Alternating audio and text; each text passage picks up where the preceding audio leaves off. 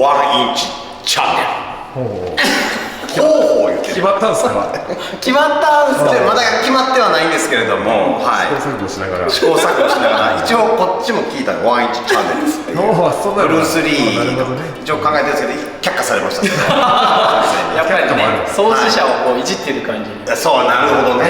怒られちゃいます。それは良くない。先生すごいですよ。はい。ヤフーニュースになってます。そうなんです。本当っすよ。あんなさらっと撮った写真があんなこすられると思わなかったですか？そうですよ。4人でね撮った写真が。石井東郷が YouTube チャンネルを始める5月1日、ノリピーと同じ日に始める。それは出てないですけど。でもじゃあノリピーも5月1日 YouTube チャンネル始める。それもニュースになってたんですか？なってた。なってたんです。で石井東郷も5月1日 YouTube チャンネル始まるんです。はい。もう芸能人みたいになってますよね。はい。ありがたいですね。でごめん使わなくてもいいんですけれども、やっちくんチャンネルからお手伝いしてるっていう、何コメント能力抜群の神戸みたいな。そうですよね。そう八千祐介との絶妙な掛け合いで知られる神戸とデニス上野って別に俺何にも言われてない。説明不要ってことですよ。そうです。そうです。そうです。それはもうみんな知ってますよ。ちょっと今日、前回ですね、やっぱ僕が喧嘩を強くなりたいとこのおじさんですけれども、時に護身術を教えてもらったんですけど、よくよく考えたら僕ブラジル行ったら、親戚とか2メーターぐらいかかるんですよ。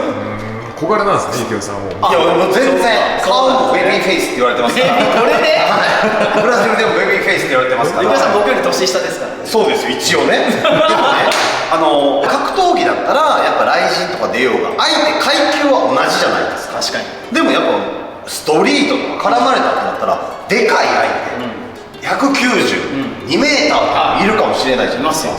その時どうするのかなっていう疑問なんですけど。そうですよね。はい。そう武術なのでもちろん階級はないし、どういう相手と戦うか、または、ね、何人いるかも分かんないで何を使ってくるかも分かんないっていう中での戦いをするのが武術なので。はい。そうだ、ジークンドーでも対何人かっていうのもあるし、対武器もある。対武器もあります。で対そのでかいのもでかいというか大きい。そう自分よりも身長の高い。でも僕なんかちっちゃいんでほとんどそうなんですよ。なるほど。そうそうですよ。先生140。40じゃない。そんな低くないわ。40じゃない。低いのがめっちゃ低いじゃないですか。だから僕はやっぱりその大きい人とどう戦うかっていうことも考えて稽古はしてきてるので。自分が小柄だから。そう小柄だから。そうですね。もちろんそういう戦い方はあります。はい。ちょっとそれをね今日ちょっと教えていただきたい。格闘チャンネルじゃなくて武道チャンネルとして、幸雄さんもブラジル戻って、猛者たちと戦わなきゃいけないから。これぐらいでそうですよね。2メートルを想定して幸雄さんも多分。そう今までイメージして戦う準備。だってたまにいるじゃないですか、六本木とかでも。いますよね。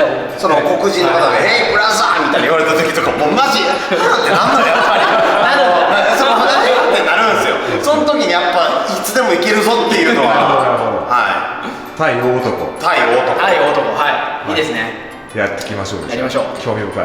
お願いします。やりましょう。もうだから本当に1センチ2センチの差がやっぱりその間合いの差にそのままなってくるので、だからそのね1センチ2センチの差分僕はより入らなきゃいけないじゃないですか。だってリーチも全然そうリーチなんですよ。リーチ。そうそれをどういうふうにこう間合いを潰して自分の間合いで戦うかっていうのがポイントになってくる感じです。じゃあ幸雄さんが、今も身長差体格差ありますけど、もっとでかい人だとイメージしてると対大男対策を。そうですね。ちょっとミットとか使いながらやっていこうかな。はい。お願いします。じゃあですね、まずその相手との間合いと相手の間合いと自分の間合いがあって、やっぱりその自分の間合いでいかに戦うかが重要なんですけど、例えば平さんの間合い、ここで多分平さんは当たるんですよ。だけど僕ここだと結構遠いじゃないですか。遠いですね。そうここに対して、どういうふうにコントロールしていくかっていうことなんですけど、例えば、この時にそのジークンドーのその体の使い方がすごく効果的になるんですね。このストレートリードだったらこう肩を回して自分のリーチを最大限に生かして届かせることができるので、さらにここから打てるんですよね。ステップを使うとこれそうステルスティールステレーターとかを使うと、そうこうやってでプラスその G クンドの構造でこれがでさらにこれがフィンガージャブを使えるとこれがさらにここだった周りが、ほらこんだけ伸びるんですよ。これがこんだけ。そうするとこのセンチ分身長差がこれでまた埋められる。これがフィンガージャブってそうフィンガージャブ。指でこの目をこうつくんですね。喉をついたり。そうだから指先も最大限にこう長さを生かすことによってさらにここで当たってたのがほらこんだけ離れて届く。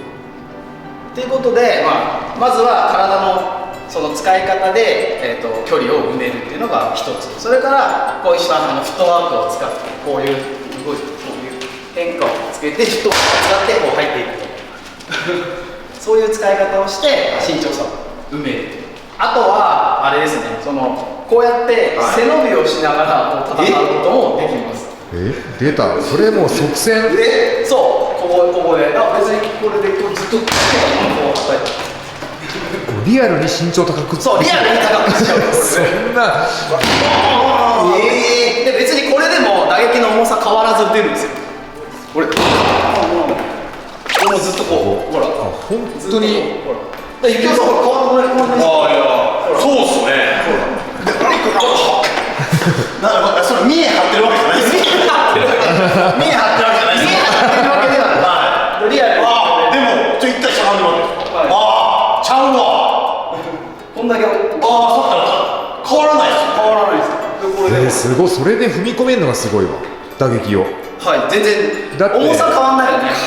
だってゆきおさん背伸びしながらパンチなんか打てないじゃないですか、重いパンチ。いや無理よ。そう踏み込めないじゃないですか。これすげえ。なんかさステップ踏んでるように見えかけて本当に背伸びで立ってる。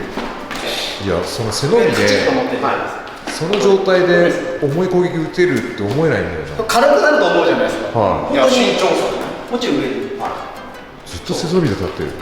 これつけないこのままもう一回で必ずこれ打ったらすぐ間合いを遠くしたり。そうか、遠い時はまた普通に戻してもいいわけですよね。これでただ全然違うやっぱり。違うでしょ。違うんですよこれ。いや全然だって俺とちょっと変わらんぐらいになるから。ほら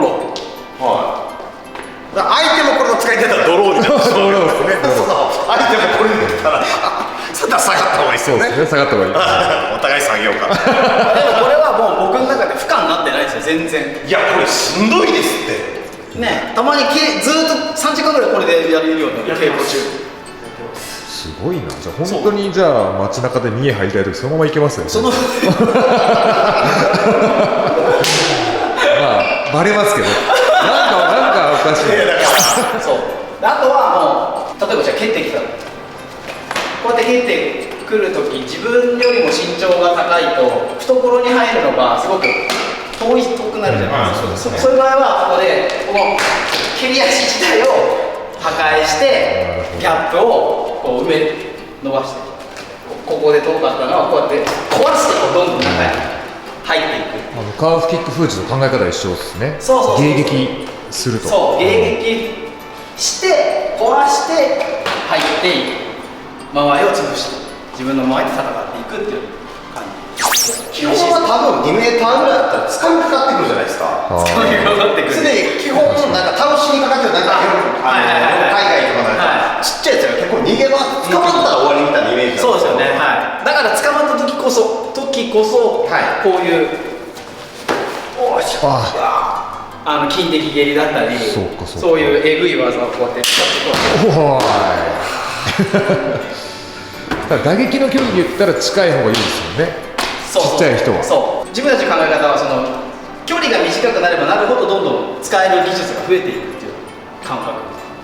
なんですよ。うんうんそういろんな技がこう使えるようになって肘もそうだし頭突きもそうだしもちろん筋肉もそうだし髪の毛掴んだり耳引っ張ったりなるほどね。掴みかかられても大丈夫。掴みかかられてもそういうエマージェンシーテクニックで、はいその緊急の交換使う今んとこ全部俺には使われへん技術ただただ2メーターのやつにしばかれるだけしかない練習しないとね、そうそうだから、ジークンドーではそのロングレンジっていう、そのはいレンジの長い間合いで稽古をしていくんですよ。例えばここだったらそのは蹴りのこの間合いここで構えて、ここからこうパンチをこう打つっていうは稽古をしていくんですね。でだんだんこう距離を短くしてってミドルレンジとかショートレンジとかっていうふうに変わっていくんですよ。トレーニング特に長距離からまず学んでいくっていうそうか。そうだから何の攻撃でもあるし体格差もまあ無限にありえるから距離感が遠いんですかね、ジークンドーは。そう距離を遠くした方が遠くしてその自分をより安全な状態で戦いを進めていくようにするっていうことが重要。でタイミングだとかいろいろ駆使して自分の攻撃だけ当てると。そうですなるほど。石井東吾対2メートルの巨人との戦い見たいですね。ね、はいそうやりたいですねやりたいやりたいです絶対やりたくないですよね先生140センチですよだからそんなちっちゃくないこうなる可能性もありますけどそういう戦いもあるでもそういうね身長差が本当に激しい高い相手がいればぜひおお、すごいこと言ってますよ。やってみたいっていうかもうその稽古になりますからね本当に。そうブルース・リーもやってましたからね。そうですね。でっかい人と死亡遊戯の死亡遊戯映画で、はい、2メーター以上のバスケットボールの NBA の選手と、はい実際映画の中ですけど戦ってて、そう。右京さん行かせそうですか？ファベーラで。ブラジルのファベーラでやばいでしょ。ファベーラでファベーラはやばい。いやファベーラはちょっとすいませんこっちあるのよですよね。これじゃないですよ。こうやってたらパンパンパンってなってもっと体格差関係ない。もっとの距離が必要なのかもしれないからだからもっと至近距離戦も先生にいろいろ学んでっていうファベーラでも戦えるようにしたいなとそうですね。勉強になりました先生いい。はいはこういうちょっとあれですよね。格闘技とは違う切り口のやっていきたいですね。こういうね。い。格闘技じゃなりえないんで。そうやんね差別級とかじゃないですよねそうまあね、ないことないんですけど、まああんまないですからね。階級そうです別競技なんで。はじゃあ皆さんも大男に絡まれた時にははいこの動画を、見てから戦うと。そうですねはいだからオランダ行く時とかはこの動画を見てからは飛行機の中で見てそうですね。はいイメトレして。はいイメトレしてからやってくださいはい。